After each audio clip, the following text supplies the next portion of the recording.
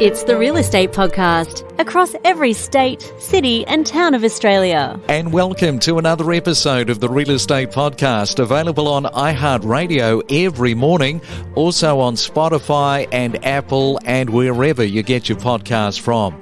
Well, welcome along to a Tuesday morning, the 19th of July for 2022. And coming up, we're talking GST. When do you have to pay it on property? It's a good question. Sam Saad is back and he's going to be offering up some helpful tips. Talking of offerings, an opinion piece. This was written by Alice Stoltz a few days ago. This is Australia. Are we not better than this? Alice writes, encouraging first home buyers to think outside the box when it comes to investing in real estate. She says, look at the bridesmaids' suburbs, those areas that sit snugly to where you want to live. Alice writes, we've suggested people weigh up the idea of rent vesting in a bid to get into the market. And goes on to say, we've suggested quashing the idea that your home has to be on a quarter-acre block and that vertical living can be a brilliant alternative, and that there are incentives currently on offer, a smorgasbord of everything from first home guarantee to the home guarantee scheme to support single-parent families, the downsizer super contribution scheme, and then there's the news in June that New South Wales is looking to follow Canberra's lead with a plan to begin to reform stamp duty in the state. So Alice writes, so what's it going to take? How much more has to happen? Australia's affordability issues became an affordability crisis, which in turn trickled down to become a first home buyer issue, which is now a first home buyer crisis. And now the country's rental issues have become a full-blown rental crisis.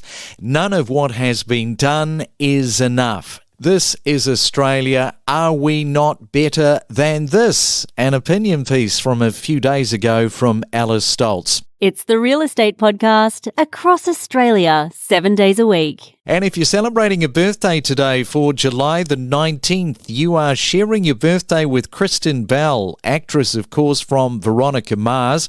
She is turning 42 years young.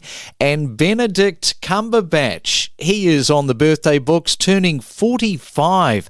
He has already done 91 films. And in 2007, he did a film called Atonement. Great film, by the way, if you haven't seen it.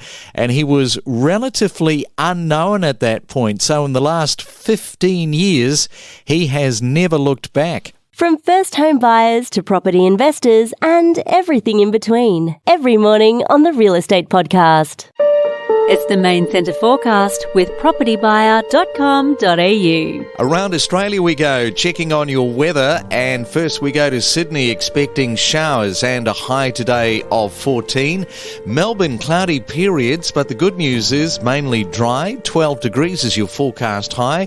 Brisbane, blue skies, 21. And in Perth, the sun is also out with a fine Tuesday and your top of 19 degrees. Grab your coffee and switch on your real estate breakfast every weekday morning from 6:30. Well, we are looking at GST this morning, which is a broad-based tax levied on most goods, services and other items sold or consumed in Australia. And GST applies on the sale of certain types of property in certain circumstances. And importantly, there are a number of exemptions that apply in relation to the assessment of GST when purchasing property. So let's talk through the steps of what you need to think about in this area. And we are looking at, in particular, a going concern exemption for a commercial property. Let's talk property contracts and conveyancing, a podcast series with Sam Saad. And to help break it all down, we have Sam Saad, partner and owner of Clinch Long Woodbridge Lawyers at clw.com.au.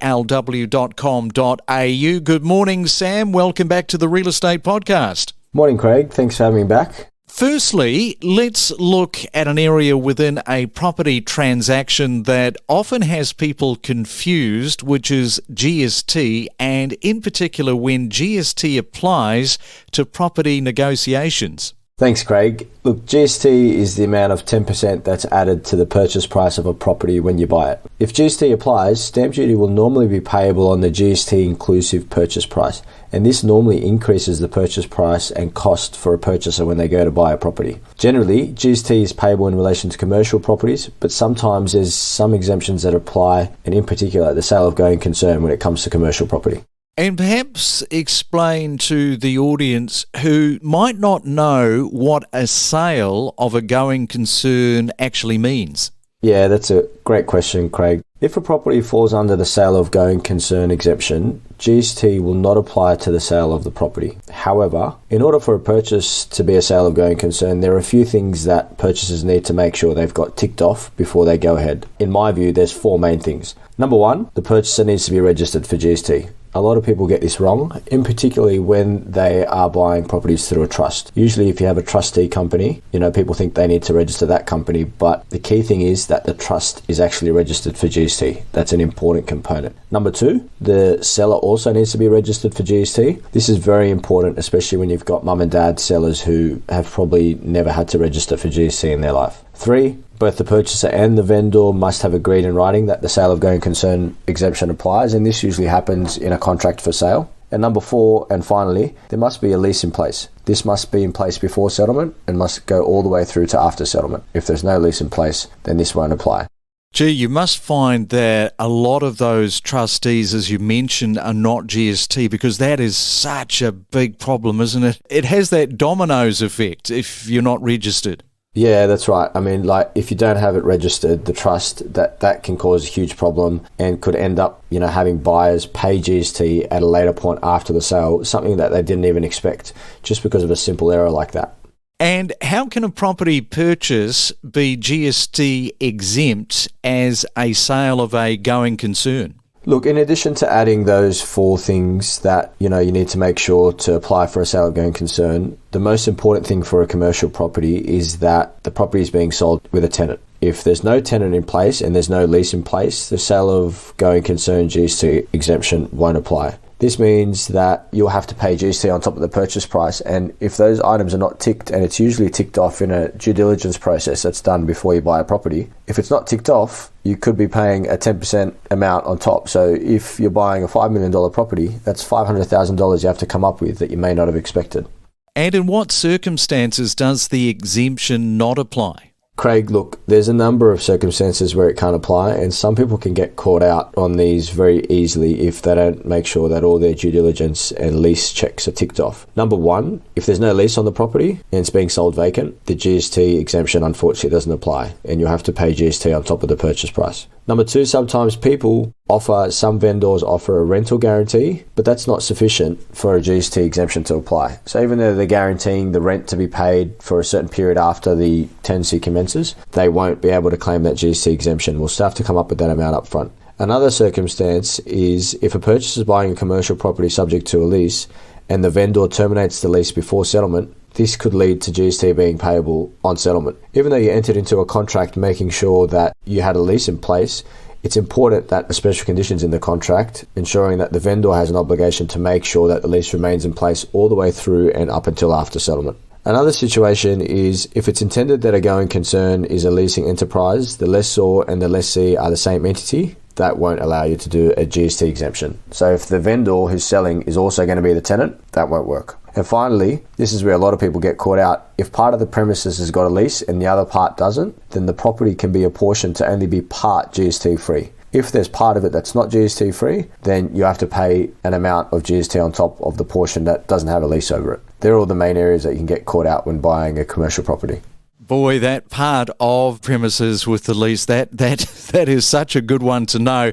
I mean, when it comes to commercial property, there are just so many hooks to it that people have just got to engage with a lawyer to make sure that everything is just covered off, that the T's are crossed, the I's are dotted. Yeah, absolutely. It's something where a lot of people get caught out, but a lawyer with experience who can look at these things carefully and make sure that every T is crossed and I is dotted will make a huge difference to your purchase and make sure that you're not out of pocket when you come to buy a property.